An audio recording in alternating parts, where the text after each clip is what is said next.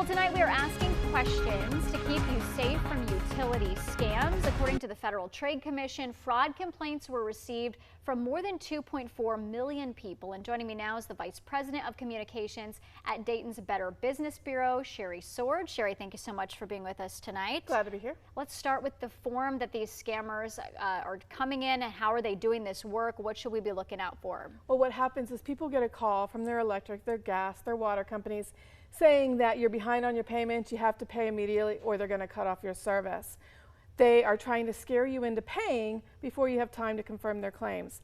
And they want you to pay by cryptocurrency, a prepaid debit card, those kinds of things, because those are nearly impossible to track and for you to get your money back. Sometimes they may have a representative that comes to your door and says there's something wrong with your equipment, like your electric meter, and you have to pay out of pocket to have it replaced immediately. Or they just may want to come into the house to do an energy audit, and what happens is all they want is to steal your valuables or your personal information so they can go into business as you. How are these scammers getting your contact information, and is there any way to prevent that? They get it in all different kinds of ways. So they may actually steal stuff out of your trash. They're called dumpster divers. So they get your old utility bills. They may get medical forms that you've thrown away. They may get it from setting up fake media profiles on social media and send you friend requests and get information that way. They may put malware onto your devices. Bottom line is you have to be diligent and you have to protect your personal information. So what would be some of the warning signs to tell if someone might not be with a utility company that they say they're from? Well, there's several things you can do. One is if you get an unsolicited message that doesn't have any personal information about you, like your last name, like the 4 digits of your account number, that's a red flag. Also, if they request personal information or payment over the phone or email, that's a red flag.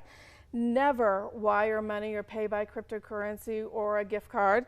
Likewise, ask for proper identification. If they can't provide it, that's a red flag. And if they're rushing you to make an immediate decision, that's also a red flag to watch out for. Let's talk about if somebody has already become a victim. They've fallen for one of these scams. What can they do next? Well, one is stop talking to the scammer immediately.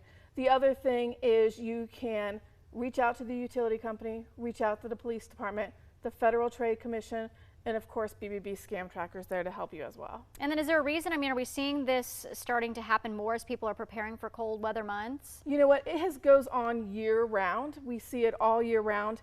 So we work with other agencies to make people get the word about it and the education about it, because that's the best way to stop these scammers. Yeah, anytime somebody's calling you and telling you that you owe them money, you Yeah. need to do your homework, and that's why the BBB is here to help. Sherry Sword, Vice President of Communications at Dayton's Better Business Bureau. Thank you so much for joining us tonight, Sherry. Absolutely.